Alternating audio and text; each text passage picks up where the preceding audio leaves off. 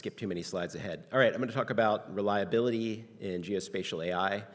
So we're excited at Element 84 about the potential for combining LLMs and AI and geospatial data to build systems that let users ask natural language questions and be able to get answers back. The power here is that users can be precise in terms of finding exactly what they want, and it's also really flexible in terms of that. And we're not cutting out traditional UI elements. This would be in conjunction with all of the standard tools that you'd use. This is a slide from a talk that I gave at AGU where I was talking about change detection, and using AI models, we can let a user drive the kind of change that they're interested in finding, and so that they can be identifying exactly what kind of changes they're looking for, and all of this can be found quickly using just a database query. But we're taking technology like LLMs, which are non-deterministic, right? You ask them a question multiple times, you might get different answers each time. And they have the capacity to make things up as well. And we're trying to build systems that are reliable. So we've been thinking about, as we're doing this, how do we integrate reliability into the design and measure reliability as well?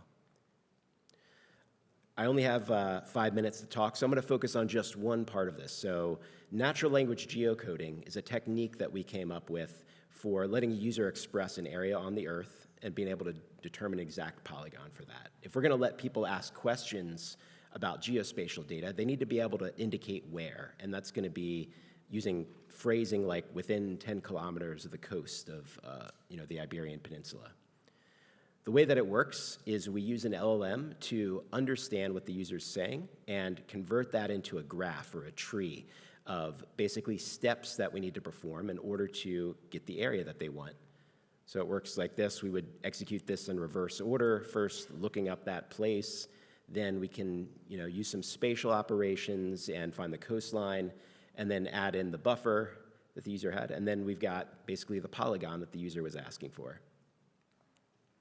So it's essentially a two-step process. We're using an LLM at the front end to understand what the user wants, and then we're performing this database lookups and spatial operations. And what we've done through the design is take the part of this which has potential for reliability issues, the LLM, and keep that as just one part of the system. Everything to the right of that tree representation in JSON is deterministic, and that can be tested using regular mechanisms. The idea of representing things as graphs is really powerful. This is a slide for another system that we're building where users can ask all sorts of questions about data, and what we do is we take their questions like what was the mean sea surface temperature in the Black Sea on June 1st and convert that into an algorithm that's represented as a graph, and then we can take that graph and then execute that on a Dask cluster to get an answer back. So how do we measure accuracy?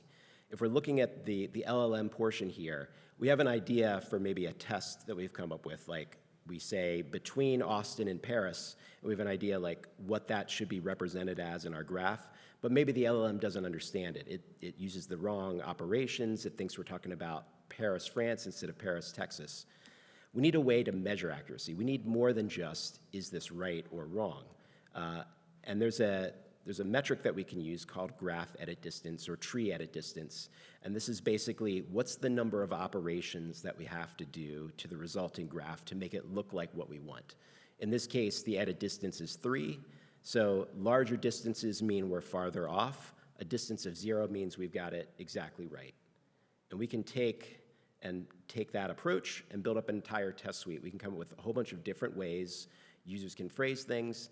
And then now we've got a way to metric basically our system in terms of just that LLM understanding. And then we've got a point that we can measure from. And the results of the evaluation suite, I've taken those and used those with an LLM to say, why was this misinterpreted? Why was this generated? What should I do to make this better? Actually, like, how should I change my prompt?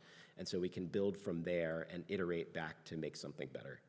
There's a whole lot more that I could say about reliability in AI, and I'd love to talk to you about it, so please reach out and contact us. Thank you.